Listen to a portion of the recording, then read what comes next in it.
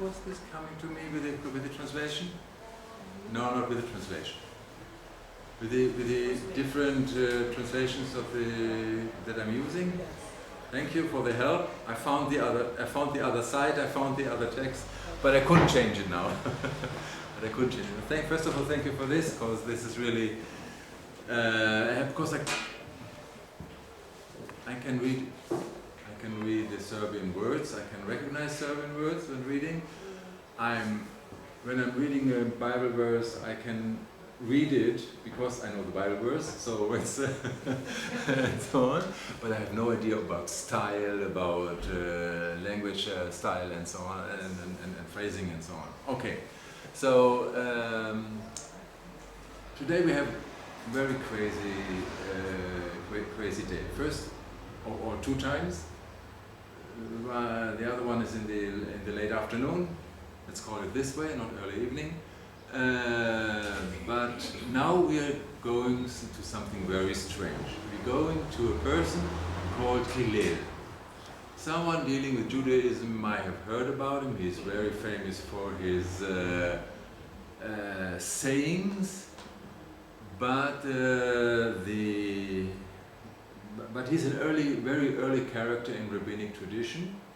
He is not called Rabbi Hillel, because there was no title Rabbi in his days. So he was Hillel. You know someone like this? Oh yes, there was somebody like Jesus. He had no title. Afterwards he got enough titles. The Faculty of Theology has a full book only for these titles. But Hillel was without. And all I want to show now is this kind of new sensitivity in some points in the Jewish culture that was essential for Hillel, and I want to show that it's also touching in many points on what Jesus said and did. And this is the thing we want to do now in the 1.5 hour going on from now. Okay, just a second. Oh, this clock is not working. Just restart. Sorry, I'm just restarting it just to get my time.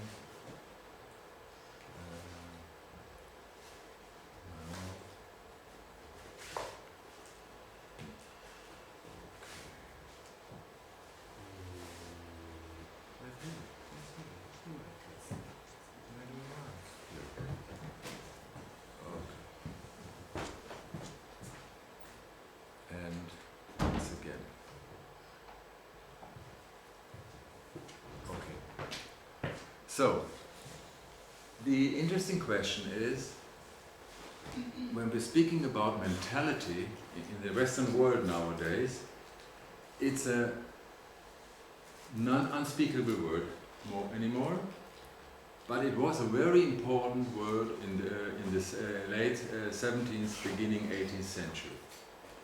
So we have this kind of word mentality in English, taken from mentality in French, and we have four meanings, and the fourth, there are three meanings, and the fourth paragraph should be don't use it for example, in the American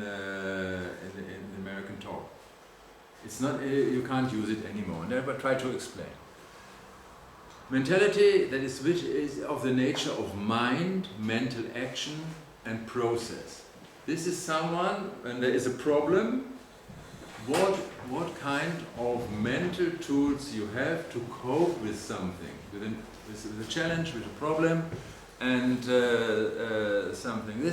So someone has a practical, a theoretical mentality, a philosophical mentality, an art mentality. This was the earliest use in the French language. Nobody uses it today.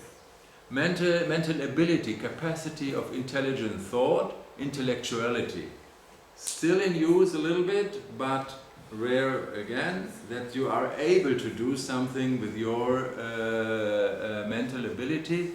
That is the kind of idea that you have a soul and a body, and your mental ability is that you don't know to combine it. You know to play this on piano, or you know to express your feelings, or you know to repair a lamp or something like this, okay? And then the mental character or disposition, the characteristic attitude of mind or way of thinking of a person, social group, frequently with a modifying word. And I put it down there with no filling out, yes? The bloody Jew, yes? For example, you have nice sentences, you know all these kinds of curse things about Serbian mentality, I suppose. Yes, if you go around in the Balkans, every group has some sayings about the mentality of those there. Don't it? No, he's a... And then you say the name and of this group, and then it's clear and so on. This is a woman, the mentality of a woman. Nothing can be done, and so on and so on. All these kinds of things. So this made the word mentality now a unspeakable word in the United States, because what you say is not your relation, but it's an entity. You're making you're saying something that is this way. It's like a spell in the American use, and so you can't even do jokes on it anymore. And I know so many Jewish jokes that are based on the kind of the image of the Jewish mentality in the eyes of the others. So you can't explain it afterwards if you're not allowed to use this word. But what's very interesting is if you don't use this word about another person. What if you think about mentality about yourself? If you connect mentality not with speaking about these bloody guys, but you're thinking about yourself. What are my, and then you're looking here for my tools, my capability to react, to move, to be creative, also to have fun. You need also kind of mentality to have fun from some things and from others not. That's cooking, for example. Yes, it's simply the idea. Yes, you need a kind of mentality. And so this is a very strange thinking when I'm speaking with American students, when I'm speaking about, no, I don't want to speak about the mentality of someone else. I want to take the concept of mentality to myself. And they're looking, how is this possible? Now, we're speaking about a guy who's doing it. This is Hillel, okay? So this is the idea, and I'm simply bringing this nice example from the New Testament, from the words of Jesus. Judge not that you be not judged, for with the judgment you pronounce, you will be judged. And with the measure you use, it will be measured to you. Why do you speak that why do you see the speck that is in your brother's eyes, but you do not notice the log that is in your own eye? And this is a very paradigmatic sentence of Jesus' theory. But you understand that he is taking the view of the other, what I'm thinking about anybody else, and look into the mirror. What is your mental capacity to see someone else? Check it on your own. Yes, and this is the idea, and this is this kind of new sensitivity in the early Jewish, rabbinic literature with Hillel, and in the early Christian literature. And it's crazy that afterwards Judaism had so much troubles with prejudices from the Christian world, and now the Israeli world is identifying themselves as prejudges about the Arabs, Muslims, Christians, and all around. Yeah, so, but I just want to open it. It is a dialectic of relation. Can I say the sentence that I'm saying to somebody else to myself? This is an interesting point of view. And we see here a sentence from Jesus, and now we want to go into the world of rabbinic literature, of early rabbinic literature, It's quite complicated. I did this collection of all the sources speaking about Hillel, Hebrew edition and English translations. You'll see a few texts. If we want to have a workshop, we would sit about this a whole week, every day, 1 or 2 hours. But it would be very interesting because everybody else could read something else in it. And this I want to show. It's not only a dialectic thinking between you and me and you. No, you and me. No, me and you. No. And so on. This is dialectic. This is when I can turn the directions. But it's also a very interesting exercise in dialectic reading. And this I want to show. This works with Hillel, and very surprisingly, also very well in some good texts from the New Testament. Okay, my name is Peter. I'm giving introductions. So I want just to show you where we are in Hebrew literature, my department, my former department. Okay, we have some 1,000 years of biblical literature. Good stuff, quite complicated, quite strange, was far, far away from our way, from our mentality to read text and our mentality to identify ourselves with text.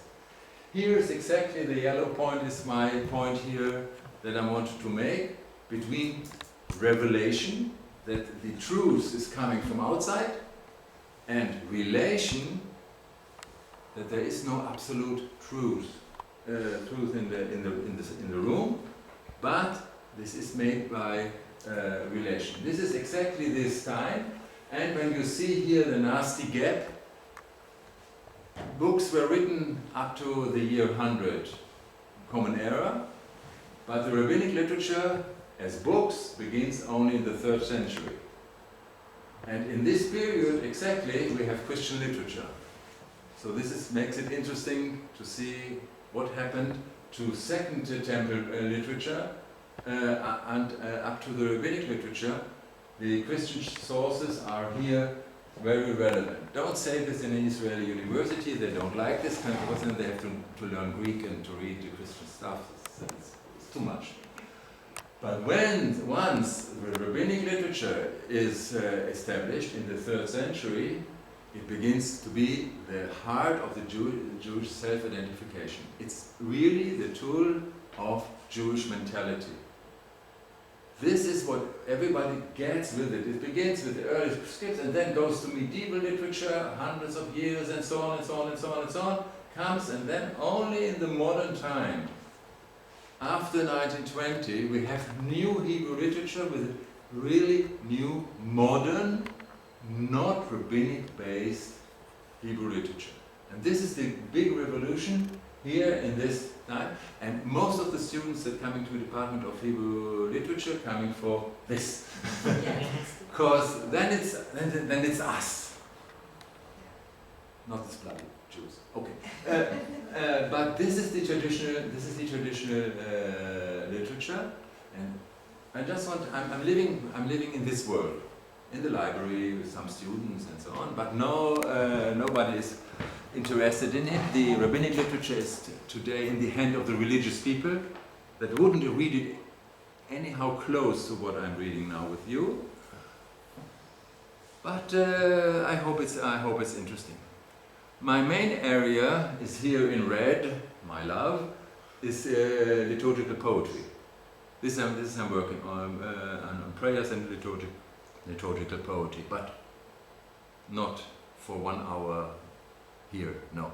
It takes some time, it's complicated. But now I want to take you to the basic thinking that rabbinic literature was so important for the Jewish mentality, for the Jewish culture. And the idea is that there are straightforward lying. You can't say the sentence in Israel, but or you can say it, but then they're looking, why? They're lying? Yes, because they're saying one Torah from Sinai, but this Torah is twofold.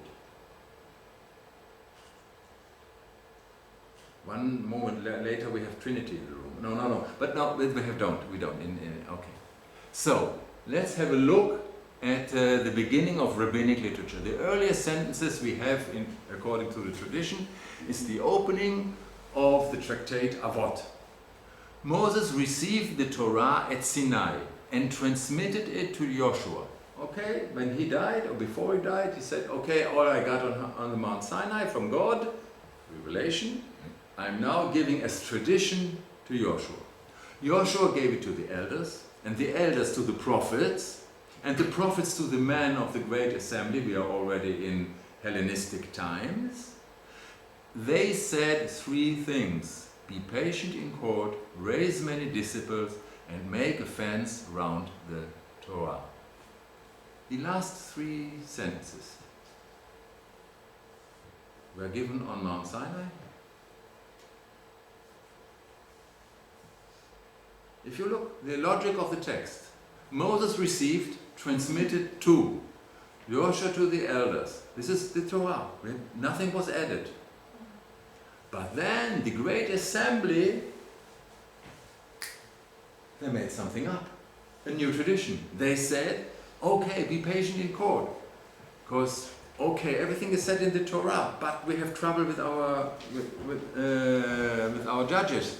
So we need them to say them, be patient in court. Raise many disciples. Why we need many disciples? Because otherwise the tradition of the Torah will get lost. Because we don't know what's happening to the people, what's happening to the fate of the people, and so on. Make a fence around the Torah, so make clear where the borders are, and then add. Okay, this is the concept. So from this moment on, we have this wonderful mathematical equation. 1 is 2. You can close the department of mathematics. Yes, you can't do this. Yes, this is the basic distinction, that you can't say 1 is 2. You can say A is B, but not A, 1 is 2. Okay? So now we have the written Torah, distinct, and now we have the oral Torah, distinct. Okay. And now Judaism is living with the written Torah, fenced into defined, but then we have the oral Torah that is going on. Just for example, there are all kinds of new inventions. There's not written something about how to use a microwave on Shabbat. There's nothing written in the Torah. So now what you can do? You can't leave aside everything in the world that's not written in the Torah. It would be a nice desert camp or something like this, but not very, and so on, yes? But the main idea is, okay, we need oral Torah, and we need this kind of mentality to our ability to fix a dialogue with the new problems. Okay? Okay. Now, we have the written Torah and we have the oral Torah. And again, it's one, but it's different, because in the middle is a fence. Everybody knows this is a Bible verse and this is oral Torah and so on. But both are in Hebrew, a little bit in Aramaic, a little bit in later Hebrew, and so on and so on and so on. There are small differences, but it's quite hard to get. So we have Torah, prophets, Nevi'im, Ketuvim. Okay, and then we have Halacha and Agadah. And Halacha is strange. This is a ruling for a specific behavior. Be a good person is not Halacha. Because it's not a specific behavior. It begins in the morning and ends next year, and the end of our life, so no chance to make it a halacha. Halacha is a time, a place, special conditions. This makes halacha. And then we have the Agadah, that is giving us material for our worldview, for our philosophy. This is Jewish, say the Jewish, other themes of Jewish philosophy, of Jewish thought. Okay? So these are now one Torah from Sinai. We have the Torah scroll, we have the Nevi'im books and Ketuvim books, and we have now Halacha v'Agada, these are oral Torah. But when too many people say over the years too much things, somebody has to write them down. And here begins the history, the complex history about some 65 books of oral Torah. I'm just giving you the hint. There's happened something crazy and I don't know who was behind it.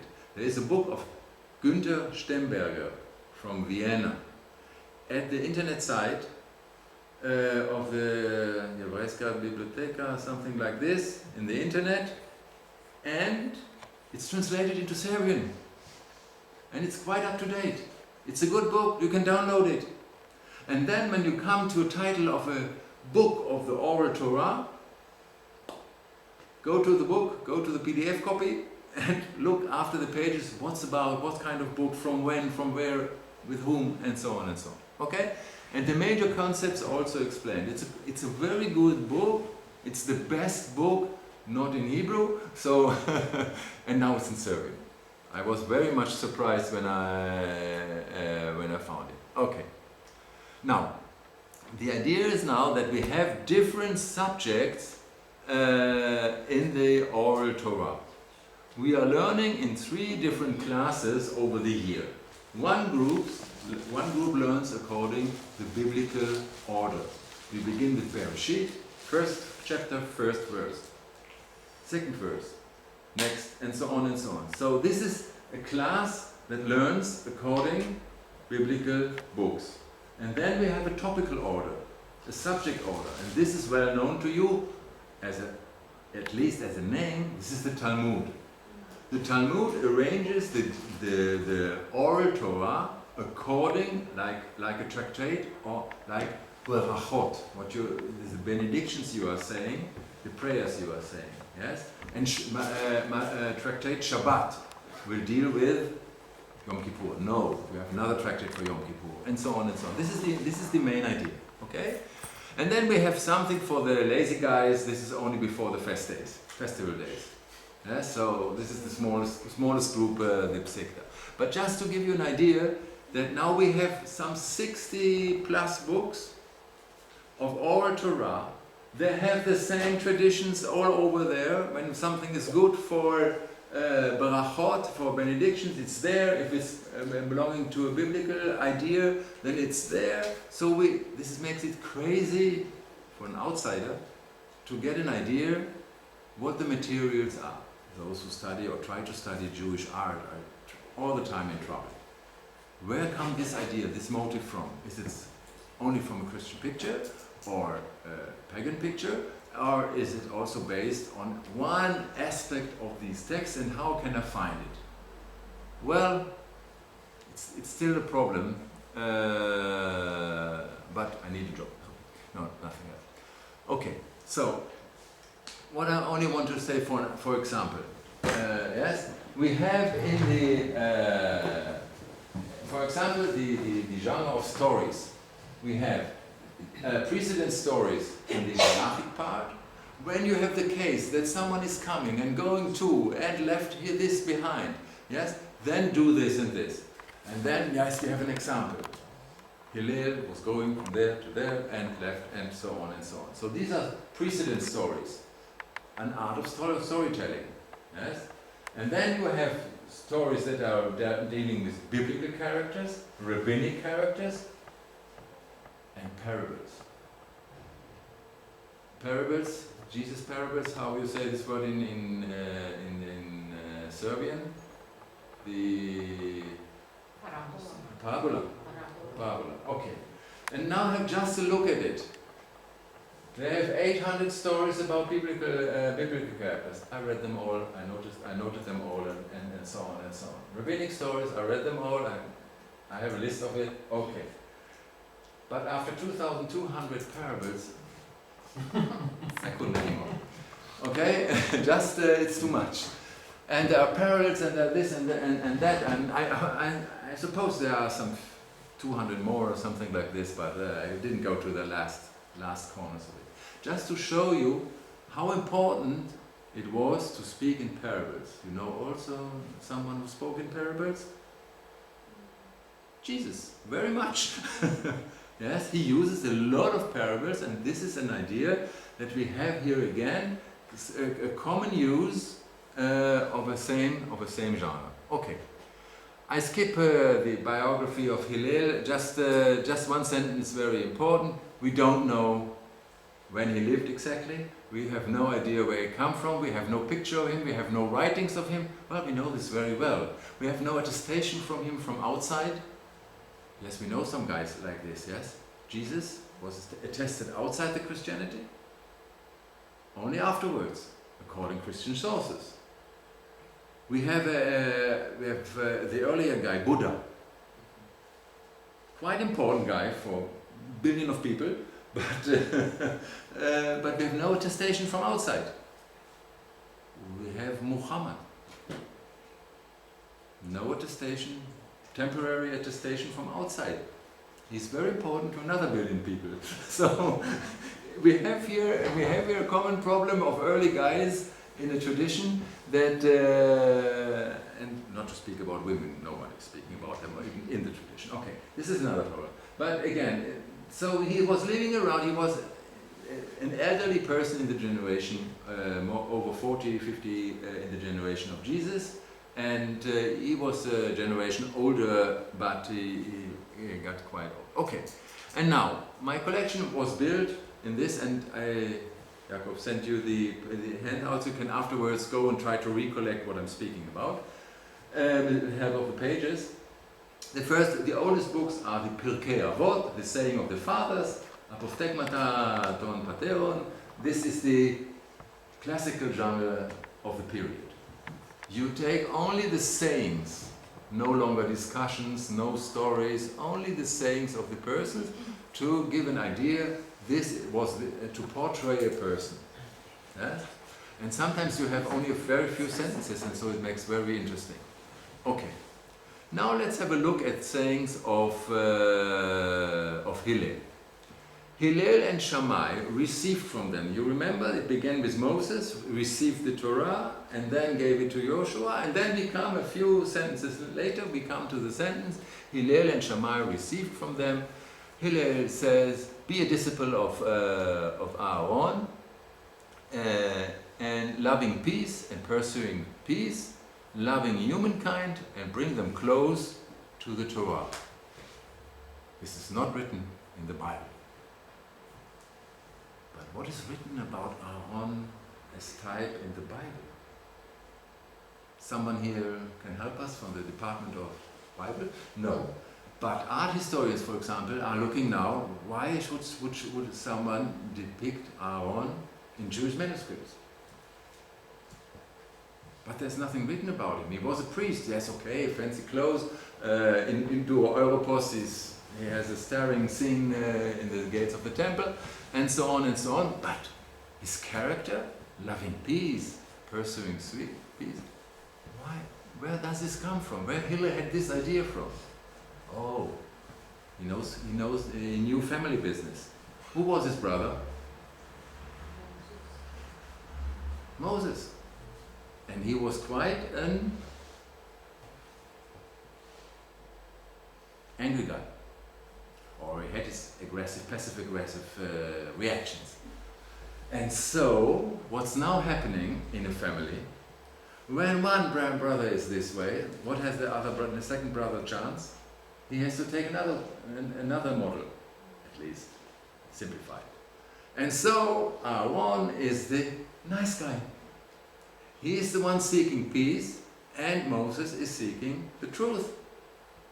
If you're coming to a wedding and you're seeing the bride, what are you saying?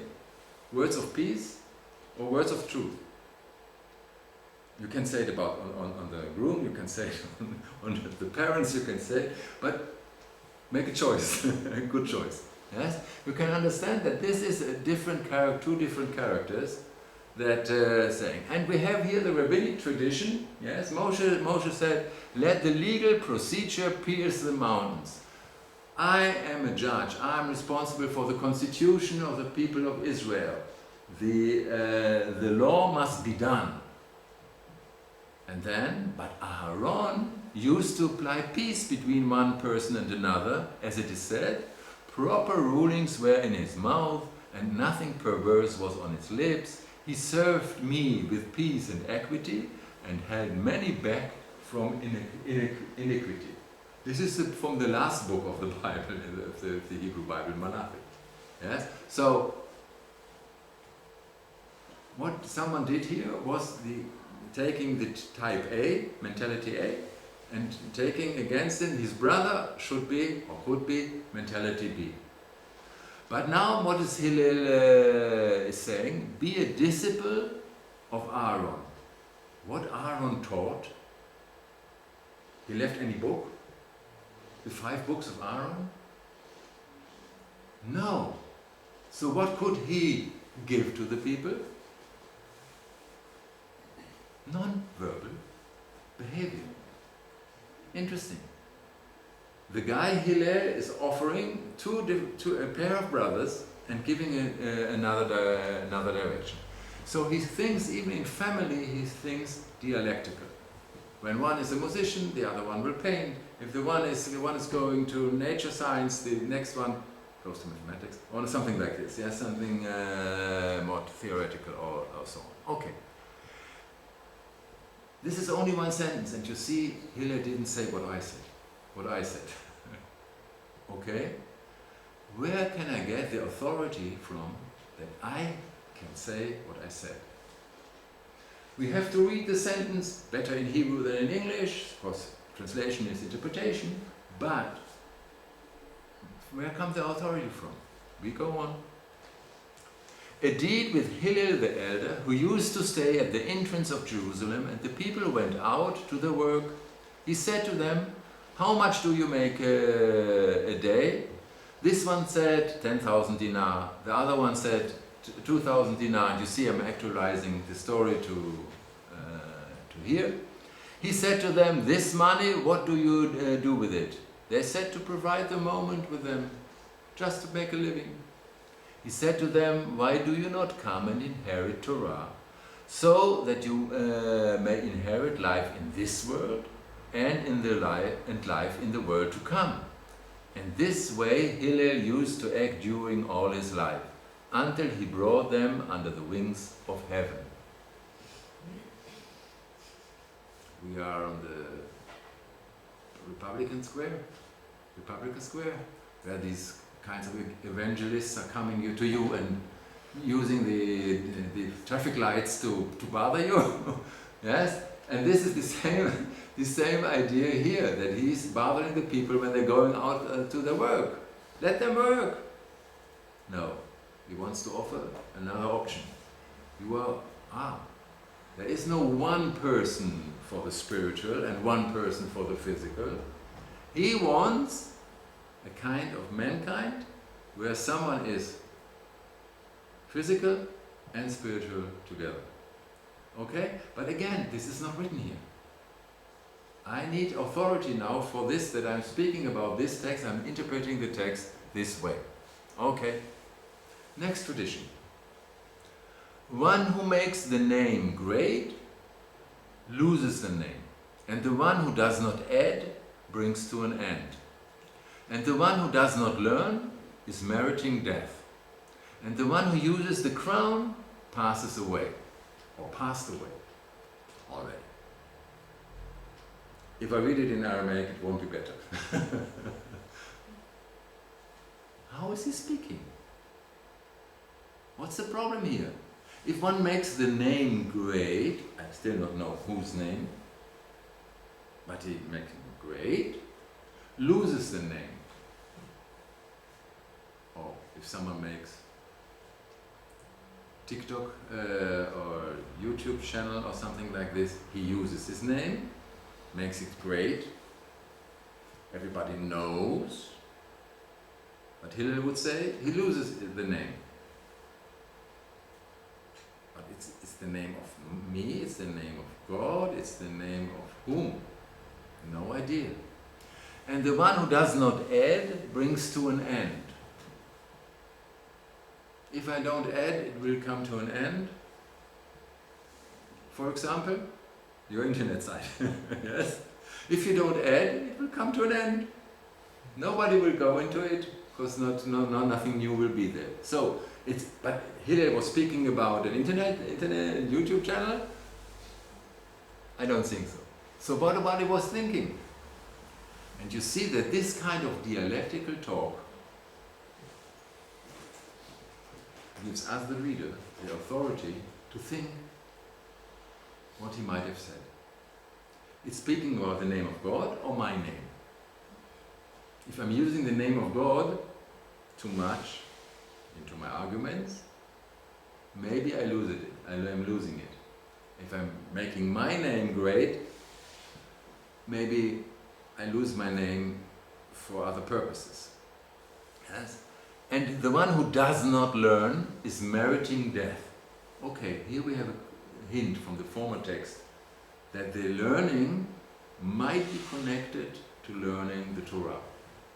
And this gives more life. And if I'm not learning, I will die by dementia. Now, and the one who uses the crown passed away. And here we have to understand that the crown is used in Judaism a lot of times as a term for the Torah. Yes, so the crown may be the Torah as a metaphor, but I don't know it for sure. Well, the only thing I know that this line is my space. Yes, I'm trying to find something for myself today, what might be here in the middle between the two, and gives for me this sentence any sense. And you get an idea that this is a kind of authorization of the reader. This is not revelation of the truth, and please write it down and take it home, but read it tomorrow again and enter something else. Try something else. The reader is part of a dialectical saying. Yes? And this makes a very difference in the speaking of Hillel and Jesus when they're using this form of speaking. Okay. Moreover, he says four things in the Babylonian language. Yes, he came from Babylon, so this was his mother tongue. This was Eastern Aramaic. One who makes the name great loses the name, and the one who does not attend upon the sages is meriting death, and the one who does not add loses, and the one who uses the crown is lost and passes away. We see the same tradition rephrased by someone during transmission. If it helps us, I don't know. But now we are sitting with two sets of these dialectical sayings, and some are very similar, and we hope we have already a kind of solution. But that we have two traditions in different formulations. It's the same with the synoptic evangelical books. Now we are stressed by this. Is this the meaning from here, or is this the meaning from there? Now I have dialectics in the sentence, with the versions of the sentence. It gets crazy. Yeah? And this is the wonderful work that I'm dealing with. I'm teaching these sentences some 40 years. So the most interesting point is that I'm preparing this and reading them again. Reading them again and thinking again and going through. And I know all the variations of them, they're all down here. I checked all the rabbinic literature for them and so on. And he asked the people to be pure. This was the demand from the people of Israel when they approached to the Mount Sinai. Another matter, when is she pure? When a person purifies himself from using her, that he would not say, because I am a sage, other men are obliged to serve me, other men are obliged to maintain me, to pay me as a rabbi. Oops. Yes, you see, this sentence develops and goes on into new realities, and they are used now to say something, okay, you want to be studying Torah, and you want me to pay for it, and you want to honor me for this? I don't know if I'm ready to. So don't do this for this purpose. If you can't do anything else and you also have to live, maybe we pay you something. But this is exactly the difference between CEO level and living level. Okay. Hillel used to say, and the one who uses the crown passes away. Thus everybody who has material benefits from the words of Torah took his portion, his life from the world, from the eternity. So he already gets his salary in this world. So who won't you meet in the world to come? All the rabbis. Because they get money for their learning. They get money for their study. This is Hillel's thinking, but it's not Hillel's thinking. This is already a retake, almost 1,000 years later, on his saying. This is the way that sometimes in the Middle Ages, the rabbinic age, where almost every community had learned people, but also had rabbis. But these rabbis are working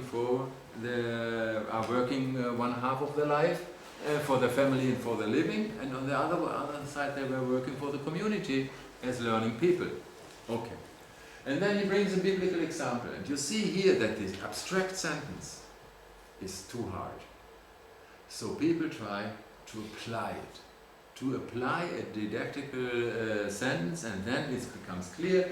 As Belshazzar, who used the vessels of the temple, this is in Daniel written, it should be a well-known picture in art history, then the script on the wall and so on, and Belshazzar had to die because he used the pure vessels from the temple. But what he is saying, if someone uses the Torah, he is even worse, because with the Torah, the world was created. It was not only the tools of the temple, it was the tools of the world. Okay. What we see now is that a dialectical sentence saying is very difficult to stay with. I can't solve it. It's not a riddle, and when I've solved it, it's gone. A good dialectical saying stays. And I refill it, and refill it, and refill it, and if I think, and this is in tradition here to see that the tradition goes on. Okay, now you're with. I hope you know you're with me. He used to say, if I'm not for myself, who is for me? And being for myself, what am I? And if not now, when at all? And the thinking about chocolate cake? The descendants of Hillel directly, if I'm not for myself, But what is thinking about? Chocolate cake? If I'm not for myself, who is for me? Yes? And being for myself, sitting here and not eating? No, nothing. And if not now, when at all? Okay? Is it playing an instrument? Is it reading a book? And now you see the full power of a dialectical saying. And what Hillel, when he says this, thinks about you, that you can do it. You can check it. It's in your authority to test what is said, to paint, to read, to pray, to go to work. What's the meaning? If it's learning Torah, it's close to the word of Hillel, but it's not written here. And he gives the reader the authority. This is not only a dialectical saying within the sentence, but it's also a dialectical saying with the reader or with the listener. And this is a very important step, that everything is now in relation. You can't, this sentence is so often cited, so these sentences are so often cited, but it's crazy. Because most of the people who want to cite it, want to close it in their meaning. and not give the authority to the listeners to fill it by your own. Yes? This is dialectical, not on the textual level alone, this is with the text. Now, from now on, if we know this, and we know this kind of reading, now we are related to the reading. And when I want to speak with someone else, or learning with someone else, I'm asking her what she is thinking about this sentence. What is her axis? This is the idea, and this makes it fascinating. That this is a closed formula. You can learn it by heart, but it's not a closed text. And I think this is the main literature experience, that there is no solution. But it's interesting to speak with other people about their solutions. Yes? And this is a kind of a mentality of an I, and now I'm speaking reggae, an I. Yes? So the speaking of two I's with each other. Okay. And now we see the problem. The tradition wants to fill it up. Someone who's knowing the sentence wants to give his fixation of an axis. Now let's see it here. He used to say, I'm not for myself, who is for me? I do not add merit, who will add merit for me? And being for myself, what am I? If I do not add merit in my own behalf, who will add merit for me in my behalf? He put in the axis of the sentence, add merit for me. I want to be good. So someone, yes, so I want to be good, so I do it. Because there will be no other, will give me this present. Yeah? So he said for every one of these sentences, he says add merit, add merit, add merit. And so too he says, for a living dog is better than a dead lion. Why? For a living dog is better, refers to the wicked one who is alive in this world, and than a dead lion, better even than Abraham, Yitzchak and Yaakov, for them dwell in dust. Because simply they can't add any merit anymore. They can't make anything good anymore because they are dead. So a dog is better than a lion. The dog is alive and the lion is dead. Okay? And then he brings the next example is another metaphor. Living dog is better, refers to the wicked who is alive in this world. If he repents, the Holy One, blessed be He, receives him. But a righteous person, once he dies, can no longer add merit. You see here two takes. The first one is to enter, add merit.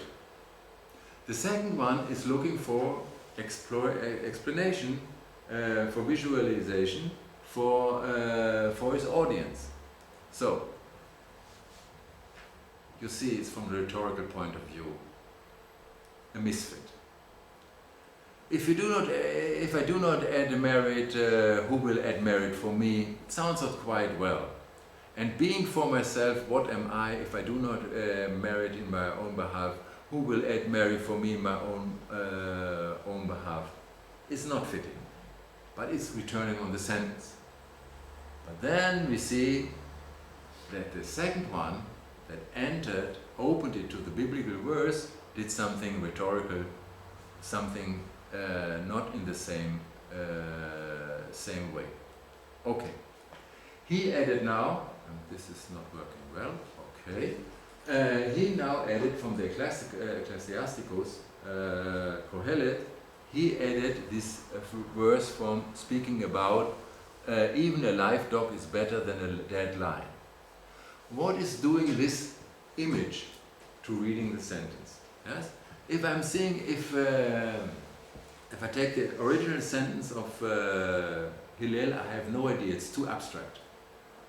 But this gives me an image that I can now open it to another direction. Okay? And then so it says, for a living dog is better, it refers to the wicked.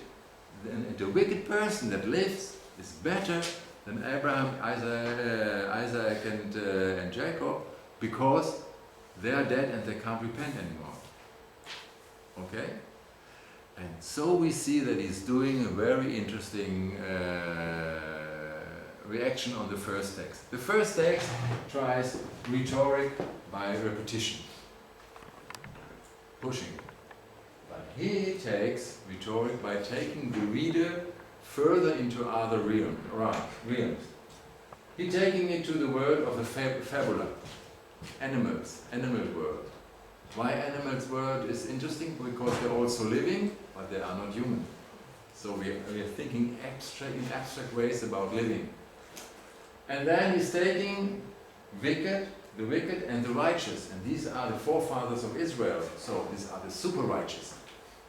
So he takes it to the moral aspect. And then finally he does something very interesting. He takes it from the wicked who is alive, and the righteous, once he dies, he takes it to the one person, to the individual. This is not speaking about the rule of the world, this is speaking about the case of individual. And possible is now to read the sentence of Hillel in the case of it's me. He's not speaking about others, he's speaking about my mentality to cope with life. Yeah? It's a very interesting, very high sophisticated art here of reacting on the voices. The first voice was Hillel, Manili Nili, but the second one is taking it to a kind of sledgehammer rhetorics, merit, merit, merit, merit. But the third voice takes it to other worlds, but bringing it back to the individual, to the one person. And that was the beginning of the first person singular with Hillel. Okay? So we see here that the tradition is not only diluting the sentences of Hillel, but sometimes they are reworking them for the purposes. Okay. And now to a rabbinic story from the Babylonian Talmud. The sages taught, a poor and the rich and the wicked came before court. To the poor they say, why did you not engage with Torah? If he says, I was poor and bothered with my sustenance, they say to him, were you any poorer than Hillel? And then they're beginning to tell a story. Okay? This is it begins like a joke. When you have the pearly gates, when you have the heavenly courtroom, and three types of persons coming before this, and then we're waiting for the joke. But now we're still in the first person, the poor, and afterwards we come to the rich, and so on and so on and so on. And we see, but we're not doing all the text. We're only dealing with the story now of Hillel. They said about Hillel the elder, with his migration background, yeah, that each and every day he would work and earn a tropaikon. Tropaikon means something, a loaf of bread between 150 to 200 dinars now. It's not too much. His wife has to work too, because they have to put something on the bread for the family. Okay? Half of which he would give to the guard of the house of study, and half of which he spent for sustenance and the sustenance of the members of his family. That's not fair. You can't take the half of the daily income of a family and give half of it to the guard of the house of study. But okay, sometimes it's hard.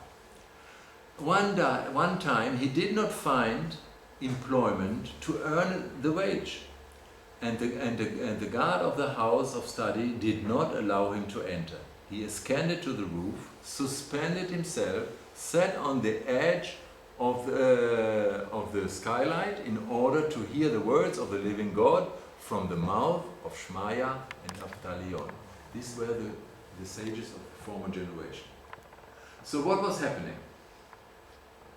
He was regularly paying the entrance for the workshop, for the weekly workshop of Shmaya and Avtalion, in the culture center, Jewish culture center of Jerusalem, and he couldn't pay the fee, and so he was hanging himself upside on the window and something like this, or in the land of Israel, the window was in the ceiling to get the smoke out and so on. And then what was happening? They said the day was Shabbat Eve, and it was the winter solstice of Tevet. The winter solstice gives you a date. It's this is 22nd of December. Okay, this is Hanukkah time in Israel in normal cases. And snow fell upon from him from the sky. Wow. Okay. Snow in Jerusalem. My children would be happy. My grandchildren would be happy. But it's not happening anymore. We're getting warmer and warmer. Okay. But when dawn was broken, Shmaya said to Avtalion, "Avtalion, my brother, every day the house is bright, and today it is dark. Is it perhaps a cloudy day?" So they're sitting, they taught all the night, they taught Torah, and they were teaching and teaching and teaching, and in the morning they come up and say, "Okay, quite dark here." They focused their eyes and saw the image of a man in the skylight, in the window, in the city. They scanned it and found him covered with snow 3 cubits high. Okay, a cubit? Meter 20, something like this? In Jerusalem? Every 40 years, something like this. Okay. They scanned it and found him covered with snow 3 cubits high. They extricated him from the snow, shoveled him free, and they washed him and smeared oil on him, and they set him opposite the fireside to warm him. They said, "This man is worthy to desecrate the Shabbat." This is the moral of the story. Yes, this is the moral of the story. This is another trick in rabbinic literature. They give you a moral and you can be quiet, but this is not the moral. We have to ask ourselves why Hillel got on the roof. Okay, this person learns every week. Every weekend he learns, and Vishmaya and Avtalion. They don't know him.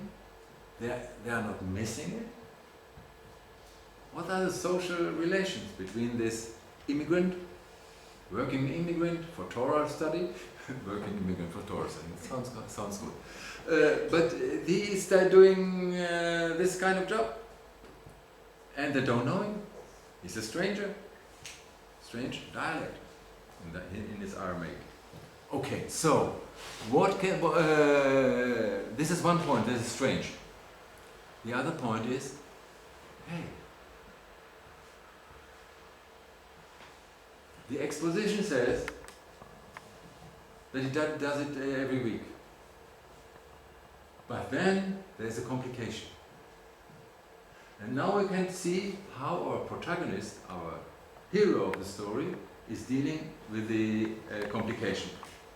What could he do? What could he say? Very simple, in simple terms. He could say, "Not this week. I can study at home." It's also a solution. Why should I put myself on the roof? Okay? So now what we see now is that it is so strange, this story, told in Babylonia, 350 years or something like this after Hillel. But why they want to tell the story? Okay, there are two conflicts in this story. Yes, the one is, how much can I take from my family to study, on the one hand, and the other hand is, that is to keep Shabbat? No. It's the question of how can I keep learning if it's almost impossible. Yes? And then we have here the solution of the story. He used to say, if I'm not for myself, who is for me? I have to learn, not somebody else. And this thinks about that a person is from its mentality, is an intellectual, complete person, a round character. So the person has to learn, not somebody has to learn. This is the first one. And you will see this, that Jesus has a very similar concept. And being for myself, what am I? If I would go home and study by book, this is not like studying in front of a teacher or in a class. And if not now, when at all, I can't do it next week. I have to do this also this week. And now you see that the whole story, with all its tricks and devices, is built on this sentence. It's a chria in Greek terms. That takes an abstract saying of a philosopher and makes it accessible for the audience. We have these chria stories for Greek philosophers and we have these for rabbis. But now when you see how much is invested in this story, not to get us so easy to the solution. It's about keeping Shabbat. No, it's not about keeping Shabbat. It's about going on learning. And this according to the sentence, if I not for myself, who is for me? And now you understand the storyteller, what put in the axis of the dialectic saying? Torah learning. Not playing violin and not eating chocolate cake. Yes, this is the idea of coming on. Okay. Hillel says, do not seclude from the community and do not trust in yourself. Oh, this is his word, as it seems. Until the day of your death. And do not judge your fellow until you reach his place. And do not say something that cannot be understood, assuming that in the end it will be understood. And do not say, when I have free time, I will study. Perhaps you won't have free time. This seems like a reworking of Hillel's approach, but it's very interesting that the first sentence is one of the most important sentences in Jewish mysticism throughout the ages. Do not seclude from the community. This sentence is kept until the last Kabbalah person in the Jewish world. They are going to public prayers, not praying on the rooftops alone. They are not praying outside the community. This sentence is so important because otherwise, and I don't think that Hillel thought about mystics or something like this. But if you, for example, if you look at Christian mystics, they could be the last eremitos in the last valley, the last place in Serbia, and so on. They could be the last person you would see ever in the monasterium because they were putting them aside. In the Islamic world, retreat into open spaces and into empty spaces is part of mysticism. And Hillel says, do not seclude from the community. And so in Sepharad, the mysticists had to make time out is prayer time. Yeah, you have that, and so on. This makes a very big difference about that. Okay. He used to say, an uncultivated person is not sin-fearing, nor a simple person pious. Oh. Someone who has not learned the distinctions can't say about himself that he's sin-fearing. Because in many areas he does not know what the sin means. Okay? Interesting question. If I have to study the subject sinning to be a holy person. To study, not to do. Yeah, being well aware. Let's take Renaissance art, and we are very much there. Yes, and so on. Okay, and nor a simple person pious. Piety, we think also very simple person can be a person full of piety. But Hillel says no, because then you have no troubles. If you are a true simple person, you can't be pious, because you don't make no way. You're not bothered with it, okay? Nor can a timid person learn that you know very well from your examinations, that if you're too much in trouble with your examination, the material of the examination getting in trouble, nor an impatient person teach. Okay, this should be on every schoolroom and so on. Nor every engaged much in business become wise. Maybe he has his shtick, his deal way, and this is the only thing he knows. This is not wise. This is power, but it's not wise. And where are no men strive to be. And I'm reading the sentence all year in the classes in Israel. I read the sentence. And where are no men strive to be a woman. Because ish and isha are close words, and the people are not looking. And then, look, have a look, have a look. But it's the same concept in modern times. Yes, where there are no men doing the necessary things, stand up and try to be a man in this country, or be a woman. Okay, this is the idea. Moreover, he saw a skull floating on the face of water. He said to it, because you drowned others, they drowned you. And in the end, those who drowned you will be drowned. Something new?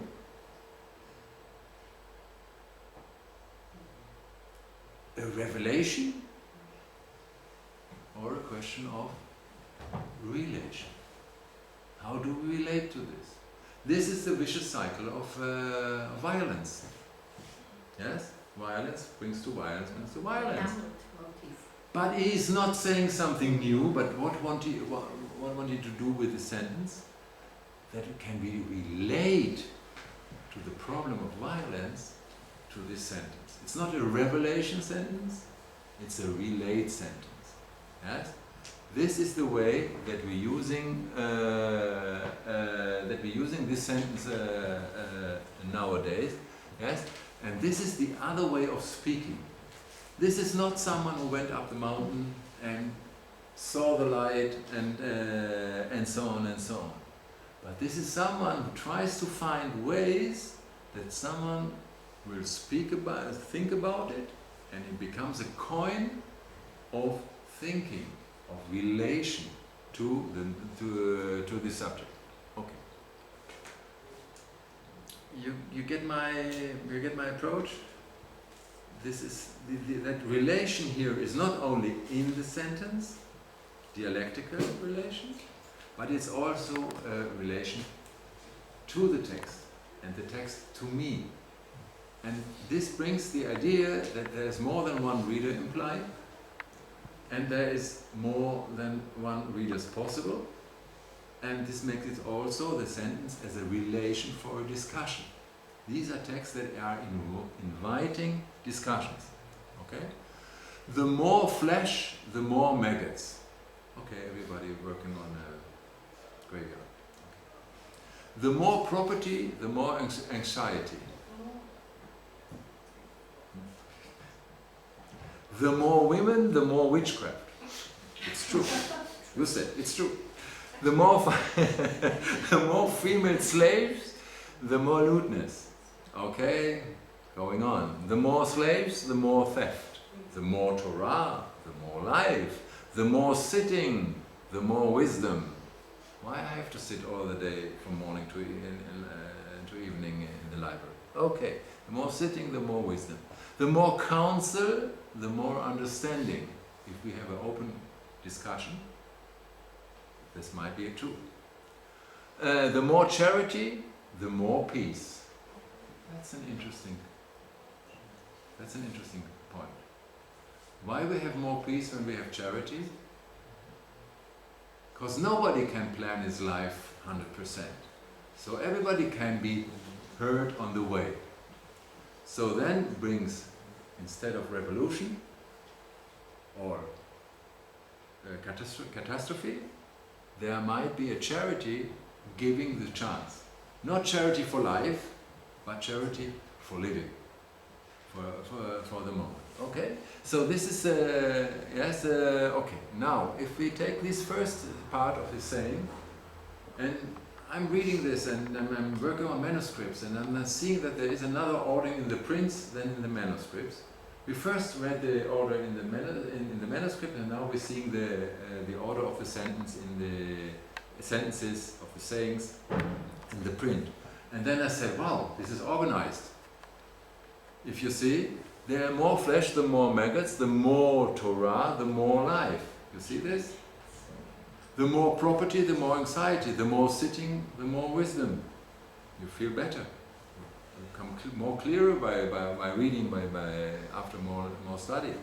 The more women, the more witchcraft, the more female slaves, the more lewdness, the more counsel, the more understanding. Well, that's misogyny par excellence. Hillel is still a person of his period, of his time, the Hellenistic period, where intellectual life and women weren't the natural connection that people, association that people would have. But so it's a challenge for now, yes? The more slaves, the more theft, the more charity, the more peace. It's just for me, just working with this, about this tradition. And now the variation on the sentence. The more one eats, the more one excretes. The more flesh, the more worms and maggots. The more good deeds one does, the more one brings peace to his body. Wow, that's an interesting lineup. The first thing is grotesque. Yeah? It's close language to body and it's grotesque. The second is not okay, but it's facts. And the more deeds one does, and now it makes the swift from the physical to the moral. Okay? But again, he gives us the experience. This is a text that lets us experience this. Nobody has fun with the first sentence. The second sentence is brutal facts of life and death. But the third way, well, sounds interesting. Yeah? Okay. So I just want to bring up that this is the kind of text that Hillel are connected with Hillel. We don't know if he produced every sentence, especially the variation is clear that people studied the text and rephrased them for their public, for their students. Okay? It's a time to act for the Lord, for they have violated your teaching. Read it this way. Don't read it this way. But they have violated your teaching. It is time to act for the Lord. What is the difference when I change the order? It is time to act for the Lord, for they have violated your teaching.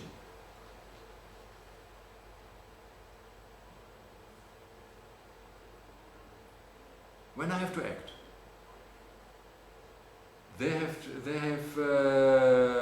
I want to act. What do I need? That someone is not keeping the Torah in any way.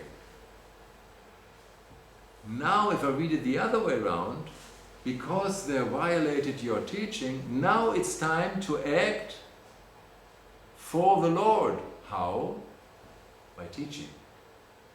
Not by throwing over the tables, and the story is clear from Jesus in the temple, and it's not time, and Jesus does it once, not twice. So he got the idea that he wanted to act for the Lord, but it wasn't the idea. And now he is saying, so when you see that nobody cares about the Torah, now you have to act for the Lord by, now the theme is given in the first part, do something with the Torah, teach.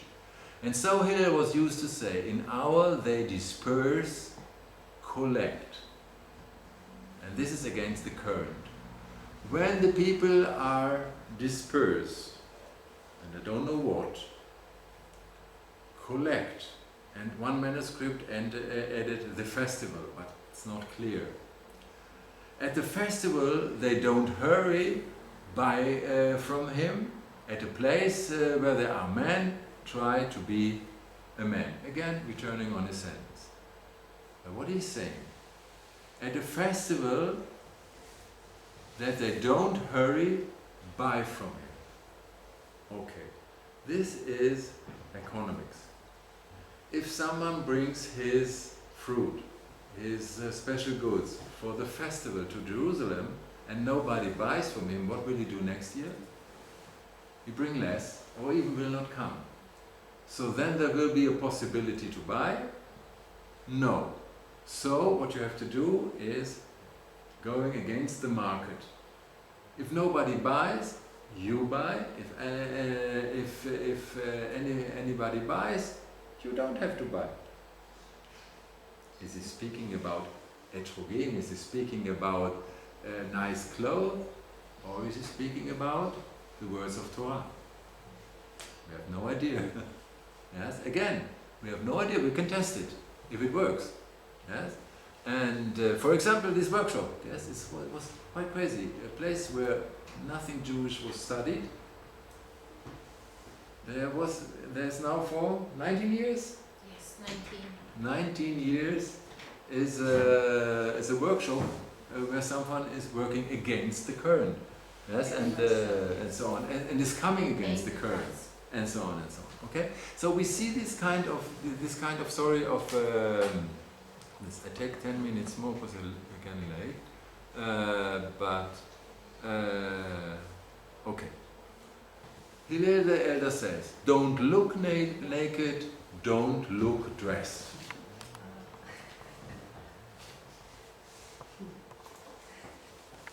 I hope I'm okay. Don't look standing, don't look sitting. Don't look laughing, don't look crying. Therefrom it is said, a time to laugh, a time to weep, a time for embracing, and a time for shunning embraces. What Hillel was dealing with? He was a Babylonian. He came to the Hellenistic world in Jerusalem. Don't look naked.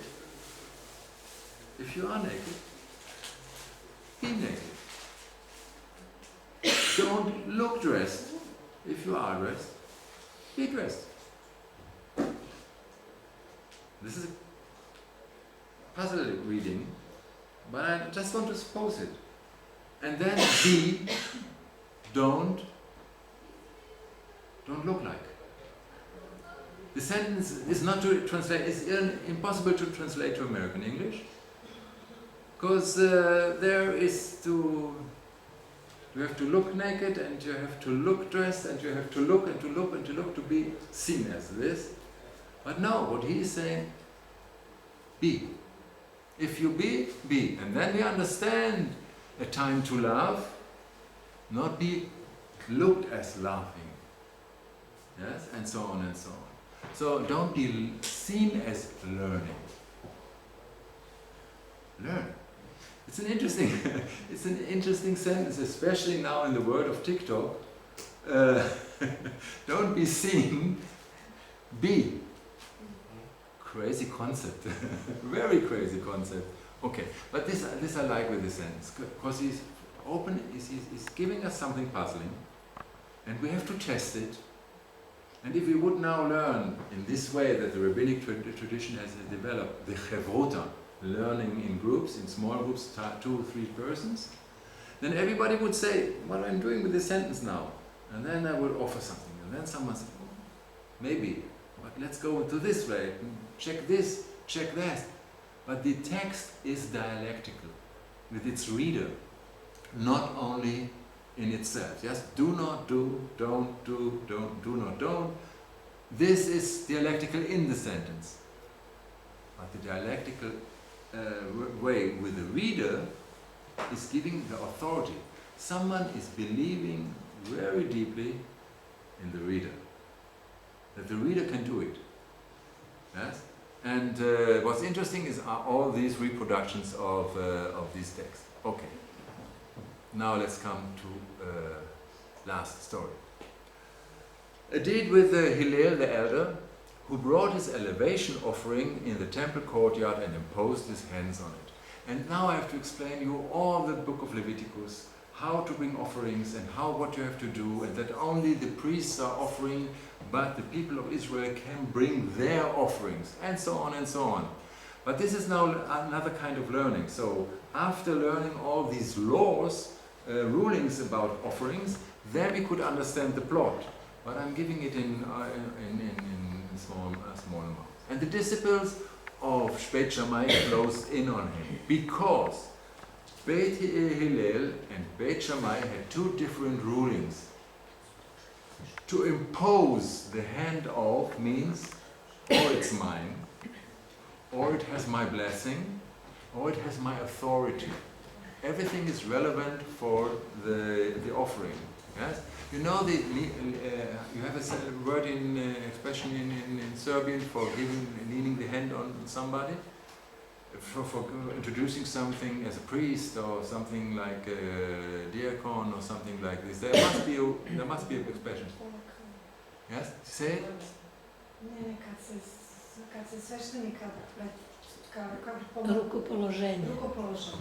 Okay. Yes, this is exactly the term, and this has all the meaning. Not young priests and diakons as offerings. No, not this way. Yes, but the way of that I'm giving the authority that from now on he can do this from this point on. Okay. So, and the Beit Shammai said on Shabbat and festival do it in no way, because this means that it's like selling. I'm giving from my property, with my hands on it, to the temple. So this is like an act of selling, no deals on Shabbat. So this can't be. Okay. He said to them, come see that its offering is a female, and I brought it for a peace offering. Shlamim, this is another kind of offering, so there is no giving over it's not selling the offering to the temple. He engaged them with talk about other matters, and they left.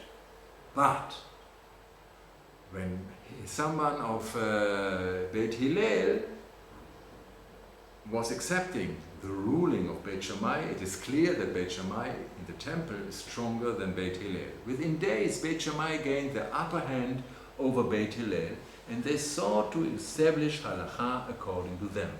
And there was Baba ben Buta, not known from any other stories, but from these early stories about Hillel and Beit Shammai, who was the disciples of Beit Shammai, but he knew that the halacha was according to Beit Hillel. So we have one act where we see that the idea of Beit Hillel, that it's allowed to put the hand on the offering on Shabbat, has a very bad moment. In that moment that come is first of all only one of Beit Hillel there, he doesn't have the public.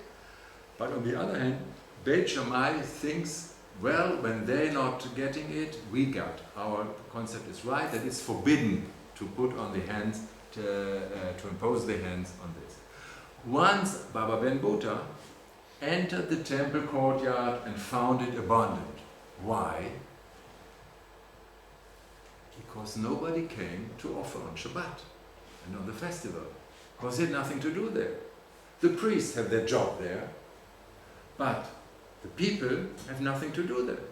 If they would bring offerings, they would be in trouble, because this would mean selling, or in the concept of Beit Shammai, so they can't bring offerings, so nobody comes to the temple. And he said, Baba Ben Buta, the houses of those who desolated the house of our God be desolate. So he's giving a curse on those people who made the temple empty on a festival day. Yeah? Okay? What did he do? He sent out, brought 3,000 lambs, every from small livestock from Kedar, and checked them for defects, and stood them on the Temple Mount at the evening of the festival. And now, if someone would come on the festival day, he had something to offer. The only thing he had to do, put his hand on, this is my offering now, because he didn't buy it. Baba Ben Buta bought it, and he brought it. It was his ownership. But from that moment, they can come, put the hand on, and they will come to the temple to make an offering.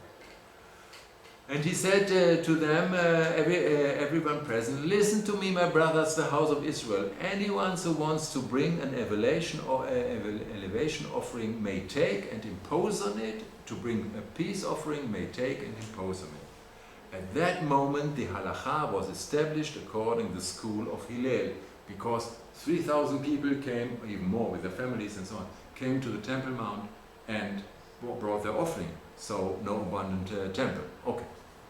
Indeed, with one of the disciples of the school of Hillel, who brought his elevation offering, and I don't go in all the groupings of offerings, but it's Ola, it's an important festival offering, to the courtyard of the temple and imposed hand on him. And one of the disciples of the school of Shammai saw him and said to him, what's this imposing? What are you doing here? And he said to him, what is this silence that was before the imposing? What is this story about? People are working, are acting by motivation. If there is no motivation, there is no movement. And Hillel is speaking about the mentality of the I, the mentality of the person. And so he is revealing here in his halachic ruling the use of the mentality of motivation. I want to be motivated if I'm doing something. I don't want to come by law. I want to come for me. Yes? And this is the reason, and so on. And so when his student said, what is this silence? If you, according to your ruling, no one will come to the synagogue. For example, yes, if you check everybody who comes to the synagogue by transportation. No, you don't check. Because otherwise you would be Beit Shammai. And there would nobody come to the synagogue. And nobody lives in the Jewish quarter in modern world so close. So some people of the community, yes, but some people not. So, and then we're using the sentence, what is this silence? Mashtika. Yes, we were in the synagogue and nobody is coming. What did we do wrong? Yes, that nobody is coming. So this is the idea. Okay. This up to now, we meet in the afternoon to see the Christian Hillel, or Jesus, from the school of Hillel. And this is the reading some stories and some texts of Jesus, now with this background of an approach of mentality of relation. I don't have it, I'm related to it, to this concept. I'm related to the dialectics. I'm relating to between the law and me. And this I'm working about. And the same we can see, I hope, this afternoon. Okay. It's strange, it's difficult, I know it's something for literary history, it's not used so much this approach, but the texts of Hillel are so strange. But for my purpose, and this is the reason I collected all the reactions on these texts, that I see that I'm not the first one who was baffled from this text. So people try to translate them, try to rewrite them, try to explain them. So all these things seen. And the story goes on in the Middle Ages. I'm now in the 9th century with my text. I have to go on for the next 500 years with Hillel. He's still alive and kicking. So, okay, thank you.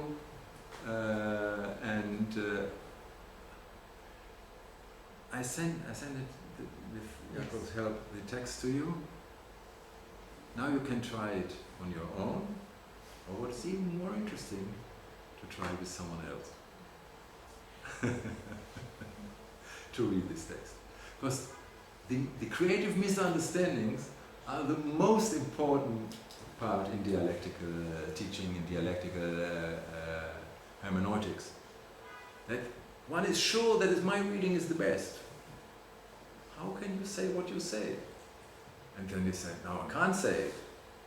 But let's try once again, and so on. Okay, this is the... And who is timid can't learn, and so try it. And again, I'm looking forward in maybe 2 years when this will be a booklet, and then we can sit on all of this text for a workshop, and then trying learning a little bit together and learning a little bit in small groups, and this will, you will be the first to understand, but there will be other understanding in the rooms that I never imagined.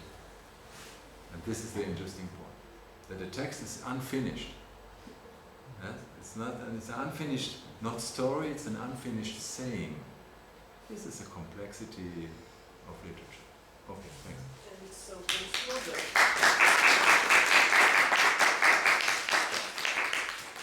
I'm with some sentences, I'm in quarrel at this second, and will be in the next weeks, and so on and so on. I'm almost every Shabbat dealing with some kind of these texts, or in poetry, or with Hillel. So I agree, 100%. Yes.